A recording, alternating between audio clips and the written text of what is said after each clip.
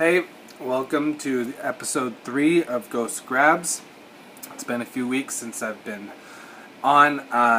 It's been very busy at home. Still playing catch up, and this week there isn't really any theme. It's more or less just everything I've been reading and some stuff I grabbed from a thrift store. I think it was last week, maybe a week before. So it's a huge pile today, so let's get started. Starting off with Flash number 6. I'm still reading these, still trying to catch up. Flash number 7. Flash 8. Flash 9, which is a pretty sweet cover swipe. Flash 10. And then just recently, huge Star Wars fan by the way, I did not have any of those comics on my pull, so I just recently started adding those. So local LCS was trying to catch me up on those, so I got Star Wars 7, Star Wars 8. There's a glare. See it better there? Star Wars 14. Star Wars 18. Star Wars 20. Star Wars 22. And then I got, I don't know if I showed this in my last video or not, but I got Amazing Spider-Man number 20 and Amazing Spider-Man number 21. Then Daredevil 13, which is a pretty cool cover. And I just recently added this solely based on the title itself and the writer, which is Gerard Way. I was a big fan of his band growing up when I was younger, so I picked this up to see what it was all about. And it is Cave Carson Has a Cybernetic Eye number 1. Moving on, we got Green Arrow number 9. Green Arrow number 10. Green Arrow number 11. Now to the stuff that I have been, I read a pretty big chunk of this last weekend. I kind of binged it, and I'm almost caught up with it. But before that I got All-Star Batman number 4. And now I was reading the Batman family kind of story. The Night of the Monster Men, the crossover between Batman, Nightwing, and Detective Comics. So I got Batman number 6, Batman number 7, which is Night of the Monster Men Part 1, Batman number 8, which is Part 4, and then I got Batman number 9, Batman number 10, and Batman number 11, which I love that cover. Then we got Nightwing 4, Nightwing 5, which is Monster Men Part 2, Nightwing 6, Monster Men Part 5, then Nightwing 7, Nightwing 8, and Nightwing 9. And then I just started reading. I had to catch up on Detective Comics in order to read the Monster Men and Batman and Nightwing. And so I did that, and I kind of prefer Detective Comics over Batman so far. It's a little more interesting to me. But I got Detective Comics 934, 935, 936, 937, 938, 939, 940. My stack's getting too big over here. 941, 942, 943, and 944. Like I said, I like the Detective Comics storyline a little bit better right now than Batman or Nightwing. But like I said, I was just reading the story before Monster Men, and then the Monster Men itself, which Monster Men was okay. It was... I wanted a little more. It didn't really pop to me. Now on to the thrift store stuff. I got this whole lot, this big, for about 24 bucks, and it includes Green Arrow 35,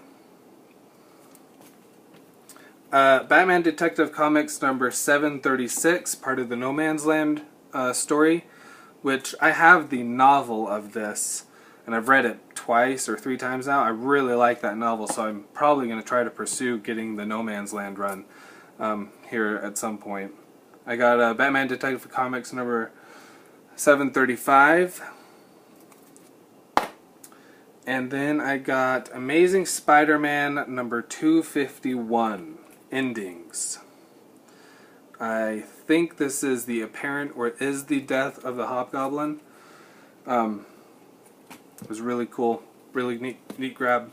And then I got Spirits of Venom Part 1, Web of Spider-Man number 95. And then I got Spider-Man, no adjective, number 15. And Spider-Man number 31, which I think I have the entire run of Mad Dog Ward now.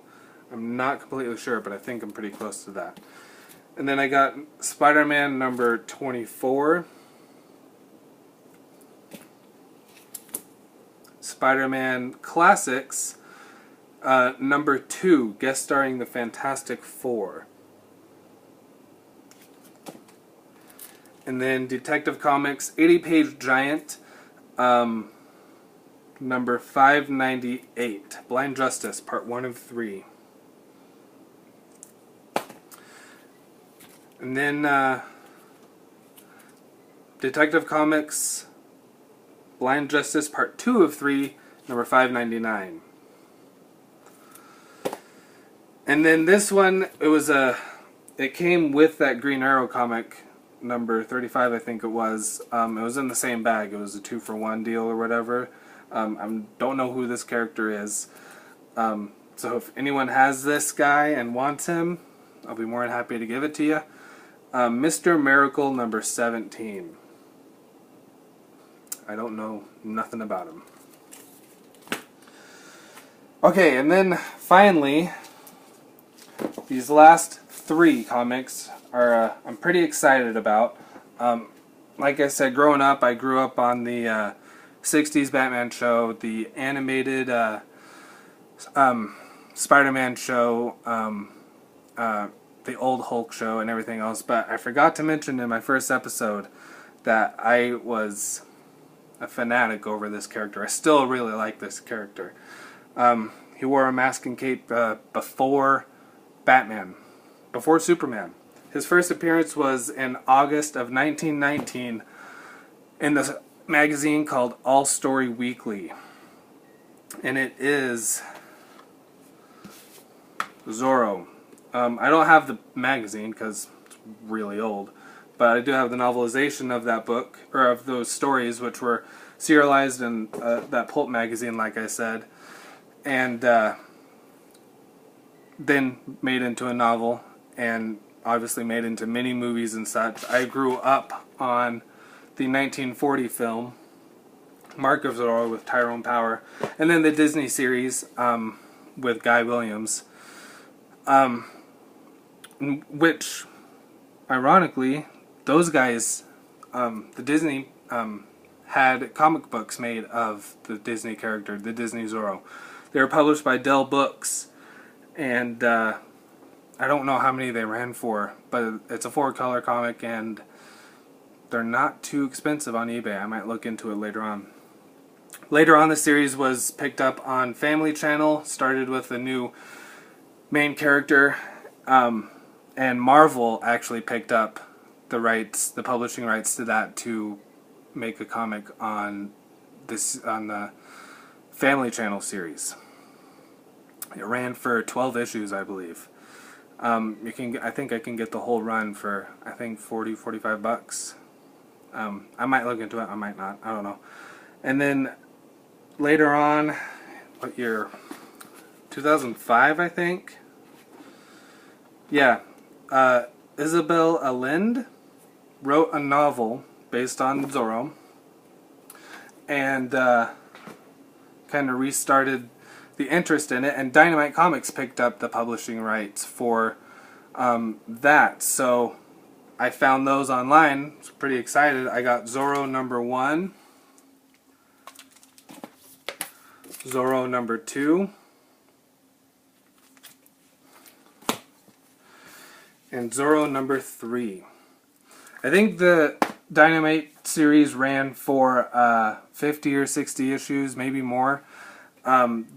Like I said about the Isabel Allende novel, the Zorro first story in the Zorro comic is based off of that novel, and then followed by original stories. So I don't remember how far into the comics that the novel story goes into, but after that it's all original. So kind of excited to that. It's a character that's near and dear to me, and I'm excited to complete the run. I think I can get the entire run for cover price or under. Cover price is $3.50.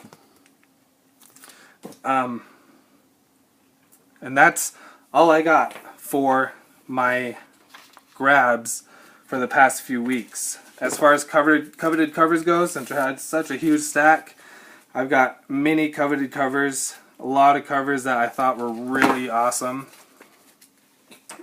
Going back to Zorro 1, Amazing Spider-Man 251, Detective Comics 939. I like this cover a lot. That Tim Drake just looking like he's ready to kick some ass. And Detective Comics 937. I remember on the Blast It or Stash It page, a lot of people were excited about this cover, myself included.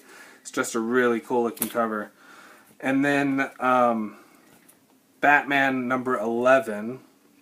I think Bane looks freaking awesome with those red eyes. Cave Carson has Cybernetic Eye. Aside from the writer being Gerard Way, the cover is what automatically made me want to get this. It looked really interesting, and I was really interested in seeing what it had inside.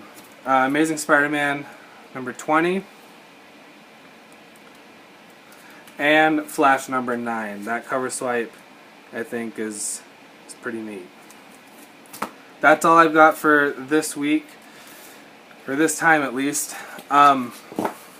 I'll try to get back on next week and share more of my own stuff. Make sure to check out Blast It or Stash It on Fridays at 7, I believe. 7 Western. 10 Eastern, whatever. Until then, fly casual.